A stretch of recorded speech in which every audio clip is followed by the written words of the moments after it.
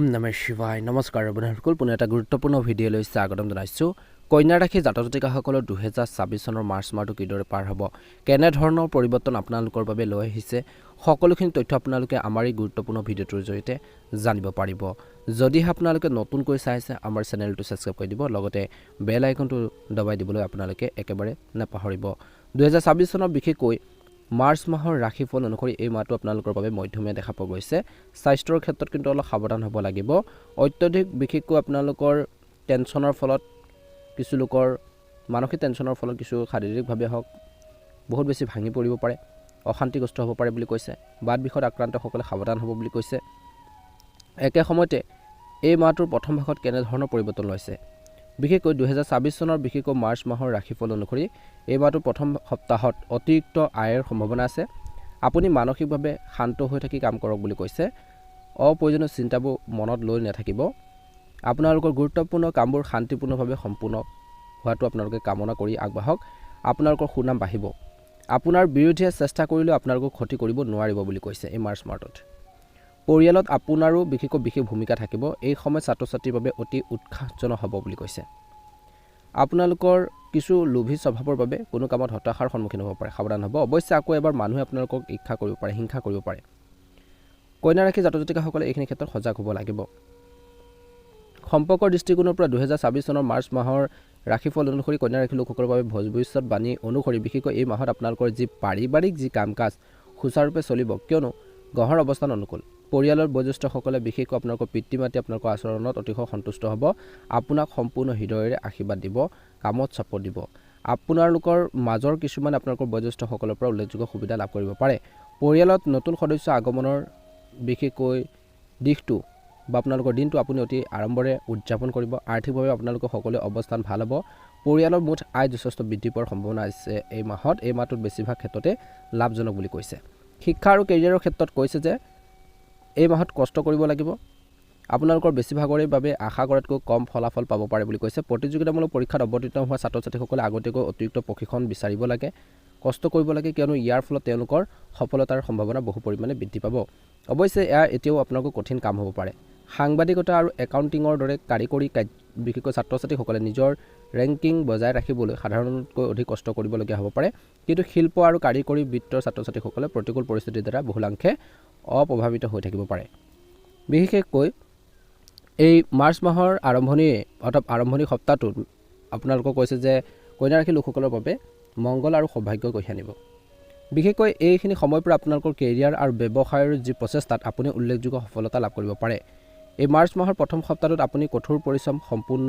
ফল পাব আপোনালোকৰ কেৰিয়াৰত বিশেষকৈ অগ্ৰগতি বৃদ্ধি পাব বুলি কৈছে মাহৰ প্ৰথম সপ্তাহত গ্ৰহণ কৰা ভ্ৰমণ সুখদায়ক বুলি প্ৰমাণিত হ'ব নতুন যোগাযোগৰ সূচনা হ'ব বিশেষকৈ এই সময়খিনি অনুকূল কৰ্মৰ পৰিৱেশ কিছু সময়ৰ বাবে কমি যাব পাৰে কিন্তু আপোনালোকৰ লাহে লাহে সেইখিনি সৌভাগ্য থাকিব ফলত কৰ্মক্ষেত্ৰত আপোনালোকৰ যি উদ্ধতন বিষয়ৰ পৰা সম্পূৰ্ণ সমৰ্থন লাভ কৰিব আৰু সহযোগিতা লাভ কৰিব এই সময়ছোৱাত আপোনালোকৰ আৰ্থিক অৱস্থা সুদৃঢ় হৈ থাকিব বুলি কৈছে মাৰ্চ মাহৰ প্ৰথম সপ্তাহটো উপাৰ্জনৰ নতুন উৎসৱৰ উন্মেষ ঘটিব আপোনালোকৰ সঞ্চিত ধন সম্পত্তি বৃদ্ধি পাব পাৰে অৱশ্যে মাহৰ শেষৰ ফাললৈ অৱশ্যে অলপ ব্যয়বহুল হ'ব পাৰে কোনো নিৰ্দিষ্ট প্ৰকল্প বা প্ৰচেষ্টাত আপুনি যথেষ্ট পৰিমাণে ধন খৰচ কৰিব পাৰে আনৰ লগত হোৱা আদান প্ৰদানৰ প্ৰতিও বিশেষ গুৰুত্ব দিব এই মাহৰ প্ৰথম সপ্তাহটোত সম্পৰ্কৰ ক্ষেত্ৰত এই মাহটো আপোনালোকৰ বাবে সৌভাগ্যৰ কথা গোটেই মাহটো আপোনালোকৰ শুভাকাংক্ষী আৰু আপোনজনৰ লগত থাকিব পৰিয়ালৰ সদস্যৰ লগত প্ৰেম আৰু ঐক্য থাকিব প্ৰেমৰ সংগীৰ সৈতে এই মাহৰ প্ৰথম সপ্তাহটো আপোনালোকৰ সম্পৰ্ক মজবুত হৈ থাকিব বৈবাহিক জীৱনটো সুখী হৈ থাকিব বুলি কৈছে অবিবাহিত লোকৰ বাবে বিবাহৰ প্ৰস্তাৱ আহিব পাৰে মাৰ্চ মাহৰ প্ৰথম সপ্তাহটোত প্ৰতিকাৰ স্বৰূপে হনুমানজী পূজাৰ সময়ত দৈনিক হনুমান চালিচা পাঠ কৰি মংগলবাৰে হাড় মিলিয়ন আপোনালোকৰ চোলা আগবঢ়াওক ভাল প্ৰতিফলন দেখিবলৈ সক্ষম হ'ব বুলি কৈছে 2026 চনৰ মাৰ্চ মাহৰ দ্বিতীয় সপ্তাহটো আপোনালোকৰ বাবে মিশ্ৰিত সপ্তাহ হ'ব বুলি কৈছে গোটেই মাহটো এই সময়খিনি আপোনালোকৰ জীৱনত উত্থান পতনৰ সন্মুখীন হ'ব পাৰে কিছু গতিকে ধৈৰ্য ধৰি জীৱনৰ সকলো জটিলতাৰ সমাধান কৰিব লাগিব প্ৰব্লেমখিনি সলভ কৰিবৰ বাবে চেষ্টা কৰিব লাগিব বুলি কৈছে মাহৰ দ্বিতীয় সপ্তাহৰ আৰম্ভণিৰ পৰা বিশেষকৈ আপোনজনৰ পৰা সহায় অভাৱত অলপ হতাশ অনুভৱ কৰিব পাৰে আপোনজনৰ পৰা যি ধৰণৰ হেল্প বা সহায় বিচাৰিব সেইখিনি আশাস্বৰূপ আপোনালোকে নাপাব পাৰে কিন্তু আপুনি সেইসকল ব্যক্তিক আপুনি বিপদত সহায় কৰিছিল মনত ৰাখিব সেইসকল ব্যক্তিয়ে কিন্তু আপোনালোকক সময় গতিকে নেওচা দিব পাৰে। এই সময়ছোৱাত আপুনি আপোনালোকে আনৰ ওপৰত নিৰ্ভৰ নকৰি নিজে নিজৰ কামবোৰ ভালদৰে কৰিবলৈ চেষ্টা কৰাটো উচিত। মুঠতে এই মাহৰ দ্বিতীয় সপ্তাহটো আপোনালোকৰ বাবে অলপ প্ৰত্যাহ্বানজনক হ'ব পাৰে। গতিকে কেৰিয়াৰ আৰু ব্যৱসায় দুয়োটাৰ সন্দৰ্ভত সিদ্ধান্ত বহুত বেছি সযতনে ল'ব লাগিব কন্যা ৰাশি জাতক জাতিকাসকলে। এই মাহৰ দ্বিতীয় সপ্তাহৰ সময়খিনিত বিশেষকৈ নিজৰ বিত্তীয় ক্ষেত্ৰত সাৱধান হ'ব লাগে, নহ'লে আপোনালোকৰ ধন বিশেষকৈ ক'ৰবাত আবদ্ধ হৈ পৰিব পাৰে বা ঋণ ল'বলগীয়া পৰিস্থিতি হ'ব পাৰে। গতিকে মনত ৰাখিব, এই সময়ছোৱাত আপোনালোকৰ ব্যৱসায়টোৱে আশা কৰা ধৰণৰ লাভ কৰিব নোৱাৰিবও পাৰে, কিন্তু ধৈৰ্য ধৰিব লাগিব। এই সময় আপোনালোকৰ স্বাস্থ্য আৰু সম্পৰ্কৰ বাবে অলপ প্ৰত্যাহ্বানজনক হ'ব পাৰে। মাহৰ মাজভাগৰ পৰা আপোনালোকৰ কেৰিয়াৰ আৰু ব্যৱসায় সম্পৰ্কত ইতিবাচক ফলাফল দেখিবলৈ আৰম্ভ কৰিব। এই সময়ছোৱাত আপোনালোকে বিশেষকৈ শুভ কামনাৰ পৰা সম্পূৰ্ণ সহায় লাভ কৰিব। আপোনালোকৰ কেৰিয়াৰ আৰু ব্যৱসায় সমস্যা সমাধান হ'ব। এই সময়ছোৱাত আপোনালোকৰ ব্যৱসায়িক যি পৰিকল্পনা সফল হ'ব। বিভিন্ন কৰ্মসংস্থাপনত থকাসকলৰ বাবে মাহৰ এই মধ্যভাগৰ পৰাই নিজৰ উদ্বোধন বিষয়ৰ সৈতে ভাল সমন্বয় বজাই ৰখাটো লাভজনক বুলি প্ৰমাণিত হ'ব। এই সময়ত খৰখেদাকৈ বা আৱেগিকভাৱে ব্যৱসায়িক সিদ্ধান্ত লোৱাৰ পৰা বিৰত থাকক বুলি কৈছে। একে সময়তে এই মাৰ্চ মাহৰ মধ্যভাগৰ সময়খিনিত সম্পৰ্কৰ বাবে প্ৰতিকূল হ'ব। গতিকে এই সময়ত আনৰ লগত মত বিনিময় কৰোঁতে সাৱধানতা অৱলম্বন কৰিব লাগিব। এই মাহৰ দ্বিতীয় সপ্তাহটোত পাৰিলে প্ৰতিকাৰ স্বৰূপে দেৱী দুৰ্গাক ৰঙা ফুল আগবঢ়াই পূজা কৰি দুৰ্গাস্তোত্ৰম আপোনালোকে পাঠ কৰক, ভাল প্ৰতিফলন দেখিব। এই মাহৰ তৃতীয় সপ্তাহটোত বিশেষকৈ কন্যা ৰাশিৰ লোকসকলৰ বাবে কেনেধৰণৰ বিশেষকৈ ইংগিত দিছে। এই সপ্তাহটোত কৈছে যে আপোনালোকৰ কামৰ যি পৰিকল্পনাৰে নিশ্চিতভাৱে আপুনি আকাংক্ষিত সফলতা লাভ কৰিব বুলি কৈছে। এই মাহত সৰু সৰু বিষয় আৰু সমালোচনাক আওকাণ কৰি নিজৰ লক্ষ্যত গুৰুত্ব দিব লাগিব কন্যা ৰাশি জাতক জাতিকসকলে। মাৰ্চ মাহৰ এই তৃতীয় সপ্তাহৰ সময়খিনিত কৰ্ম সংক্ৰান্তীয় কিছু অসুবিধাৰ সৃষ্টি হ'ব পাৰে। এই সময়ছোৱাত আপুনি নেতিবাচক চিন্তাৰ প্ৰতিহত কৰিব লাগিব আৰু প্ৰত্যাহ্বানৰ সন্মুখীন হ'ব লাগিব সাহসেৰে, কিয়নো কেইদিনমানৰ পিছত কথাবোৰ শুদ্ধ পথত আহিব আৰু সফলতা আকৌ এবাৰ আপোনালোকৰ দুৱাৰত টুকৰ মাৰিব বুলি কৈছে। এই মাহৰ তৃতীয় সপ্তাহৰ সময়খিনিত কেৰিয়াৰ আৰু ব্যৱসায়ত অগ্ৰগতি আৰু লাভ দেখা পাব বুলি কৈছে। এই সময়ছোৱাত ব্যৱসায়ীসকলে যথেষ্ট লাভান্বিত হ'ব বুলি কৈছে। এটা ডাঙৰ ব্যৱসায়িক চুক্তিৰ সম্ভাৱনা আছে। উচ্চ শিক্ষা আৰু কেৰিয়াৰৰ সাধনাৰ বাবে বিদেশ ভ্ৰমণ বা দীৰ্ঘ দূৰত্বৰ যাত্ৰা কিছু লোকৰ সম্ভৱ। আৰ্থিক অৱস্থা শক্তিশালী হ'ব। পূৰ্বৰ বিনিয়োগে কিছু লোকক এই মাহৰ তৃতীয় সপ্তাহৰ সময়খিনিত বা মাজভাগৰ এই সময়খিনিত যথেষ্ট লাভৰ সৃষ্টি কৰিব। বজাৰত বা মাৰ্কেটত আপোনালোকৰ বিশ্বাসযোগ্যতা বৃদ্ধি পাব। এই মাহৰ মধ্যভাগৰ বা তৃতীয় ভাগৰ সময়খিনিত আপুনি আপোনালোকৰ স্বাস্থ্য সম্পৰ্ক আৰু ধন সম্পত্তিৰ প্ৰতি চিন্তিত হৈ থাকিব পাৰে। এই সময়ছোৱাত কৈছে যে ভাগ্যই আশা কৰাৰ ধৰণে সহায় নকৰিব পাৰে, যাৰ ফলত আপুনি উদ্বিগ্ন হৈ থাকিব পাৰে। ভাল সম্পৰ্ক বজাই ৰাখিবলৈ বিশেষকৈ পৰিয়াল আৰু জীৱনসংগীৰ সৈতে সম্প্ৰীতি বজাই ৰাখক। ভাল প্ৰেম জীৱন বজাই ৰাখিবলৈ ইগ' আৰু কোনো ভুল বুজাবুজি পৰিহাৰ কৰক বুলি কৈছে। এই কথা কিন্তু মনত ৰাখিব। প্ৰতিকাৰ স্বৰূপে এই মাহৰ তৃতীয় সপ্তাহৰ সময়খিনিত প্ৰতিদিনে ভগৱান গণেশক দুৰ্ব ঘাঁহ অৰ্পণ কৰক আৰু প্ৰাৰ্থনাৰ সময়ত গণপতি অৰ্থবিশেষ আপোনালোকে পাঠ কৰক, ভাল হ'ব।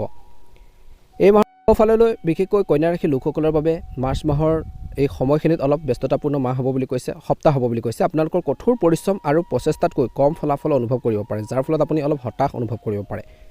এই মাহৰ শেষৰ ফাললৈ কৰ্মৰ ক্ষেত্ৰত হঠাতে অতিৰিক্ত কামৰ বোজাৰ সন্মুখীন হ'ব পাৰে। সহকৰ্মী আৰু ঊৰ্ধ্বতন বিষয়ৰ পৰা আশা কৰাৰ ধৰণে সমৰ্থন অভাৱৰ বাবে আপুনি অলপ অসুবিধাৰ সন্মুখীন হ'ব পাৰে। গতিকে এনে ক্ষেত্ৰত নিজকে ষ্ট্ৰং কৰি ৰাখিব লাগিব, আনৰ ওপৰত বেছিকৈ ডিপেণ্ড হ'লে নহ'ব বুলি কৈছে। স্বাস্থ্য আৰু সম্পৰ্কৰ ক্ষেত্ৰতো এই মাৰ্চ মাহৰ প্ৰথম অৰ্ধত আৰু শেষৰ অৰ্ধত প্ৰতিকূল হ'ব। গতিকে এই সময়ছোৱাত আনৰ লগত পাৰস্পৰিক ক্ৰিয়াকলাপ আৰু খাদ্যাভ্যাসৰ ক্ষেত্ৰত অত্যন্ত সাৱধানতা অৱলম্বন কৰক বুলি কৈছে।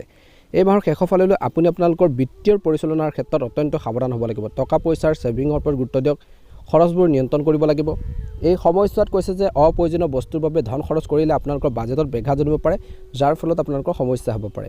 মাৰ্চ মাহৰ এই সময়খিনিত কিন্তু ধৈৰ্য বজাই ৰাখক। এই সময়খিনিত কোনো ধৰণৰ গাফিলতিৰ পৰা আঁতৰি থাকিব লাগে বুলি কৈছে। এই মাহৰ শেষৰ ফাললৈ আপোনালোকৰ বিৰোধীসকল সক্ৰিয় হৈ থাকিব, শত্ৰুসকল সক্ৰিয় হ'ব বুলি কৈছে, যাৰ ফলত অসুবিধাৰ সৃষ্টি হ'ব পাৰে। ব্যৱসায়ৰ লগত জড়িতসকলৰ বাবে এই সময়ছোৱাত মধ্যমীয়া লাভজনক হ'ব। যিকোনো ব্যৱসায়িক চুক্তিত লিপ্ত হওঁতে অত্যন্ত সাৱধানতা অৱলম্বন কৰক, কিয়নো ইয়াৰ ফলত লাভৰ পৰিৱৰ্তে লোকচান হ'ব পাৰে। আপোনালোকৰ কেৰিয়াৰ আৰু ব্যৱসায় এক উত্থান পতনৰ মাহৰ এই শেষৰ অৰ্থটো বিশেষকৈ ফেব্ৰুৱাৰী মাহত যিখিনি কাম আপোনালোকৰ পেণ্ডিং হৈছিল, আধৰুৱা হৈছিল, সেই কামখিনি এই মাহত সম্পূৰ্ণ হ'ব পাৰে।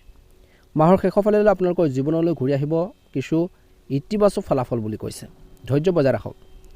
এই সপ্তাহটোত এই সময়ছোৱাত আপোনালোকৰ কেৰিয়াৰ আৰু ব্যৱসায়ত অনুকূল হৈ থাকিব। ভাল সম্পৰ্ক বজাই ৰাখিবলৈ এই মাহটোৰ ভিতৰত মানুহৰ লগত কিন্তু মত বিনিময় কৰাৰ সময়ত আপুনি অতি সাৱধান হ'ব লাগিব। এই মাহত আপোনালোকৰ প্ৰেমৰ সংগী হওক বা জীৱন সংগী হওক, তেওঁলোকৰ সৈতে যিকোনো ভুল বুজাবুজি তৰ্কতকৈ সংলাপৰ জৰিয়তে সমাধান কৰক।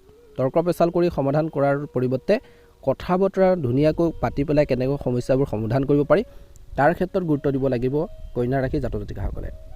প্ৰতিকাৰ স্বৰূপে এই মাহৰ শেষৰ ফাললৈ প্ৰতিদিনে তামৰ পাত্ৰ ব্যৱহাৰ কৰি শিৱলিংগত পানী আগবঢ়াওক, শিৱ চালিচা পাঠ কৰক, ভাল প্ৰতিফলন নিশ্চয়কৈ দেখিবলৈ সক্ষম হ'ব। আপোনালোকৰ সকলোৰে আপোনালোকৰ এই মাৰ্চ মাহটো ভালদৰে পাৰ হওক, মনৰ ইচ্ছাবোৰ পূৰণ হওক, মনত সাহস ৰাখিব, কনফিডেন্স ৰাখিব, নিশ্চয়কৈ অনুকূল ফলাফল দেখিবলৈ সক্ষম হ'ব বুলি কৈছে।